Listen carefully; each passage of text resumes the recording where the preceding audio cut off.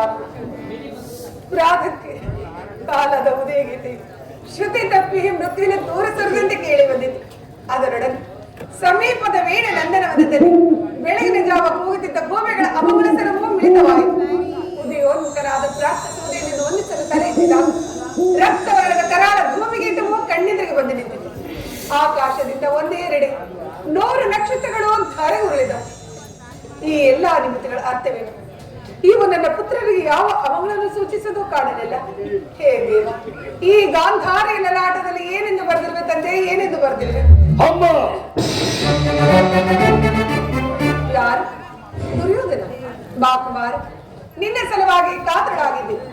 ರಾತ್ರಿ ಇಲ್ಲ, ನಿದ್ರೆ ಇಲ್ಲ. ಬೆಳಕರಿತಲೇ ದುಶ್ಯಕರಿಗಳು ಸಮೀಪಕ್ಕೆ ಈ ನನ್ನ ಬಂದ್ರಹಸದಿಂದ ನಿನ್ನ ಮಸ್ತಕವನ್ನು ಸ್ಪರ್ಶಿಸಲು ಪರಮಾತ್ಮ ನನ್ನ ಕುಮಾರನಿಗೆ ಯಾವ ಅಮಂಗಳವೂ ಆಗದಿರಲಿ. ಅಮ್ಮ, ಹೀಗೆ ನಾನು ಯುದ್ಧಕ್ಕೆ ಹೋಗುವೆನು, ನನ್ನನ್ನು ಆಶೀರ್ವದಿಸುತ್ತಾಯಿ. ಇದೆಂತಹ ಕೆಟ್ಟ ಸುದ್ದಿ ಕುಮಾರ. ಯುದ್ಧಕ್ಕೆ ನಿನಗೆ ಆಜ್ಞೆಯನ್ನು ಕೊಟ್ಟವರಾರು?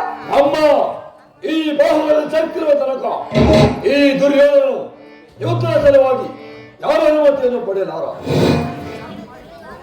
ಕುರುಕ್ಷೇತ್ರದಲ್ಲಿ ನಮ್ಮ ಸಮಸ್ತ ಸೈನ್ಯವು ಸಮ್ಮಿಳಿತವಾಗಿರುವುದು ಅದು ನಿನಗೆ ತಿಳಿಯಲೇ ಮಾತಾ? ಆದರೆ ಅದು ನಿನ್ನ ಧಾರ್ಮಿಕ ಪ್ರದರ್ಶನವೆಂದು ಪಾಂಡವರನ್ನು ಎದುರಿಸಲು ಓಡಿರುವ ಆಟವನ್ನು ತಿಳಿದಿದ್ದೆನು. ಧರ್ಮ, ನ್ಯಾಯ, ನೀತಿ ಮತ್ತು ಮನುಷ್ಯತ್ವಕ್ಕೆ ತಿರಾಂಜನೆ ನೆಟ್ಟು ನಿಜವಾಗಿ ಯುದ್ಧವನ್ನು ಪ್ರಾರಂಭಿಸಲೆಂದು ನಾವು ತಿಳಿದಿರಲಿಲ್ಲ ಕಂದ. ಅಮ್ಮ, ಯುದ್ಧವು ಕ್ಷತ್ರಿಯ ಯುದ್ಧವು ಮನುಷ್ಯನ ನಾಶ, ನೀತಿಯ ಪ್ರಳಯ, ಧರ್ಮದ ಮಹಾಪ್ಲವ. ಯುದ್ಧವನ್ನು ನಿರ್ಮಿಸುವುದನ್ನು ಮಾನವನೇ, ಪರಂತು ಆ ವಿಧಾನದಲ್ಲ. ತನ್ನವರು ಬೇರೆಯವರೆಂಬ ಭೇದವಿಲ್ಲದೆ ಎಲ್ಲರನ್ನ ತನ್ನ ಕರಾಳ ವಿರುದ್ಧದಲ್ಲಿ ಅಡಿಸಿಕೊಂಡು ನಾಮ ವಿಶೇಷವನ್ನಾಗಿ ಮಾಡುವ ಮಾರಣ ಹೋಮ. ನಿನ್ನ ಮಗಳ ಮಾತಿನಲ್ಲಿ ನಿಂತಿರುವ ಶಾಂತ ದೇವತೆಯನ್ನು ಆಹ್ವಾನಿಸಿ ಘೋರ ಯುದ್ಧಕ್ಕೆ ಅನುಜ್ಞೆಯನ್ನು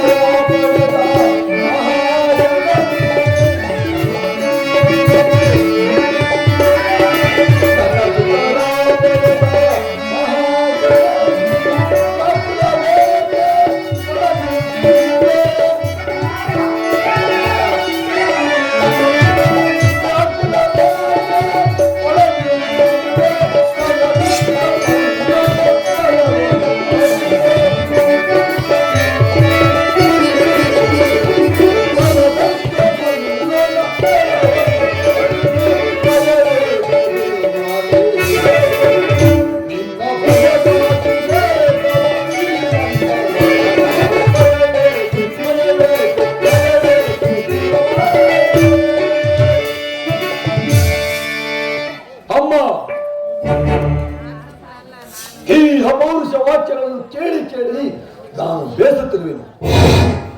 100 ಜನ ವೀರಪುತ್ರರು ಎಂತ ಮಾತನಾದ ನೀನು ಕೇವಲ ಹಂಗಲ್ಪ ಯುದ್ಧದ ಸಲುವಾಗಿ ಇಷ್ಟೊಂದು ಕಾತರಾಗಿವೆಯಲ್ಲ. ಯುದ್ಧವು ಕ್ಷತ್ರಿಯ ಧರ್ಮ. ನಾನು ಧರ್ಮವನ್ನು ಪಾಲನೆ ಮಾಡುವೆನು. ನನ್ನನ್ನು ಆಶೀರ್ವದಿಸುತ್ತಾರೆ. ಧರ್ಮದ ರಹಸ್ಯವನ್ನು ನಿನಗೆ ತಿಳಿಯಲಾರೆ ಕುಮಾರ. ಧರ್ಮಕ್ಕಾಗಿ ತನ್ನ ಮನವನ್ನು ಅರ್ಪಿಸಿದ್ದಾರೆ, ತಮ್ಮ ಪ್ರಾಣವನ್ನು ಸಹ ತೆತ್ತಿದ್ದಾರೆ. ಆದ್ರೆ ನೀನು ಸ್ತ್ರೀಯಿಂದಲೇ ಜನ್ಮಿತನಾಗಿ, ಸ್ತ್ರೀಯಿಂದಲೇ ಪೋಷಿತರಾಗಿ, ಸ್ತ್ರೀಗೆ ಕೊಡಬೇಕಾದ ಕುಲಗೌರವನ್ನು ಕೊಡಲು ನಿರಾಕರಿಸಿದೆ. ನಿಮ್ಮ ಭಾವ ಶಕುನಿಯ ಮಾತನ್ನು ಕೇಳಿ ಪಾಂಡವರನ್ನು ಜೂಜಿನಾಟದಲ್ಲಿ ಮೋಸದಿಂದ ಸೋಲಿಸಿದೆ. ತುಂಬಿದ ರಾಸ್ಯ ಮೇಲೆ ದ್ರೌಪದಿಯ ಮಾನಭಂಗಕ್ಕೆ ಪ್ರಯತ್ನಿಸಿದೆ.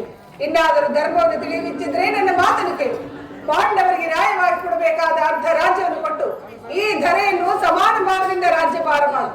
ಪಾಂಡವರು ಧರ್ಮಿಷ್ಠರಪ್ಪ, ಧರ್ಮಿಷ್ಠರು. ಪಾಂಡವರು ಮಾಡಿದ ಧರ್ಮ ಸಮ್ಮತವಾದರೆ ಆ ಧರ್ಮಕ್ಕೆ ನನ್ನ ಸದಾಧಿಕ ಧಿಕ್ಕಾರವಿಲ್ಲ. ಅವರು ಭರತವಂಶದ ಕಳಂಕ ಸ್ವರೂಪರು. ಅವರನ್ನು ಸಮೂಲವಾಗಿ ನಾಶ ಮಾಡಿ ಶಂಕರ ದುಷ್ಯಂತಾದಿ ನಮ್ಮ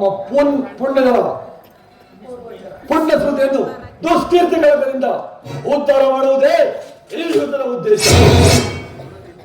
ನಾನು ಆ ಶತ್ರುಗಳನ್ನು ಯುದ್ಧಕ್ಕೆ ಆಹ್ವಾನಿಸದೇ ಬಿಡುತ್ತೇನೆ.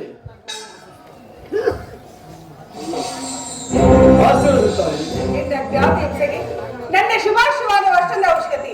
ಪಾಪಾತ್ಮ ನನ್ನ ಆಶೀರ್ವಾದವನ್ನು ಹೊಂದಲಾರೆ. ಹೋಗು, ಹೊರಟು ಹೋಗು ದುರಾತ್ಮ. ಅಮ್ಮ ಮಾತೃವಾಕ್ಯವನ್ನು ತಿರಸ್ಕರಿಸಿದ ಪಾಪದ ಪರವು ನನ್ನ ಪಾಲಿಗೆ ಕಟ್ಟಿಟ್ಟ ಬುದ್ಧಿಯಾದರೂ ಚಿಂತೆ ಇಲ್ಲ. ನಾನು ಶತ್ರುವಿದ್ದಕ್ಕೆ ಆಹ್ವಾನಿಸದೆ ಬಿಡ್ತೇನೆ. ನೀನು ಆಹ್ವಾನಿಸೋದು ಯುದ್ಧವನ್ನೆಲ್ಲ ಕುಮಾರ, ನಿನ್ನ ಮೃತ್ಯುವನ್ನು. ಅಮ್ಮ ಹಸ್ತಿನಾವತಿಯ ಸಿಂಹಾಸನವು ರಕ್ತದ ಮಡಿಲಿನಲ್ಲಿ ಮುಳುಗಿ ಹೋಗುವುದು. ಹಸ್ತಿನಾವತಿಯ ಮಧ್ಯೆಯಲ್ಲಿರುವ ಪವಿತ್ರವಾದ ಗಂಗಾಧರವು ಕೆನ್ನೀರ ಕಾಲುವೆಯಾಗಿ ಕೊಚ್ಚಿ ಹೋಗುವುದು. ಭಾರತದ ಕುಲನಾರಿಯರೆಲ್ಲ ತಮ್ಮ ಪವಿತ್ರವಾದ ಮಾಂಗಲ್ಯವನ್ನು ಕೈಯಲ್ಲಿ ಹಿಡಿದು ನಿಲ್ಲುವರು.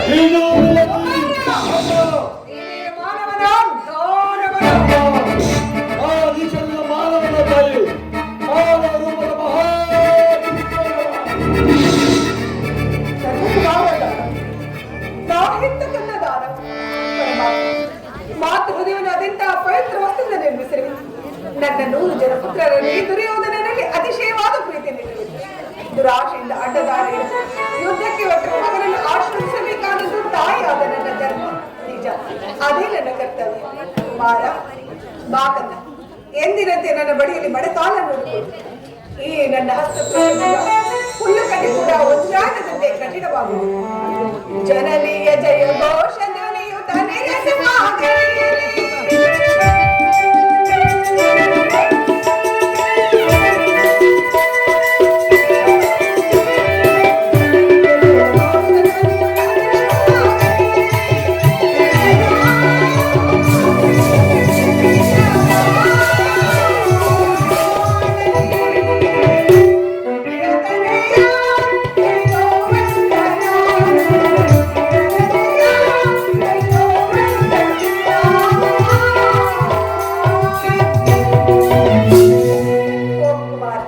ರಣರಂಗದಲ್ಲಿ ವೀರಾವೇಶದಿಂದ ಹೋರಾಡಿ, ಆದರೆ ಧರ್ಮ ಯಾರಲ್ಲಿರುವುದು ಅವರಿಗೆ ಜಯವಾಗಲಿ. ಧರ್ಮ ಯಾರಲ್ಲಿರುವುದು ಅವರಿಗೆ ಜಯವಾಗಲಿ. ಏತೋ ಧರ್ಮಸ್ಥತೋ ಜಯ, ಏತೋ ಧರ್ಮಸ್ಥತೋ ಜಯ, ಏತೋ ಧರ್ಮಸ್ಥತೋ ಜಯ.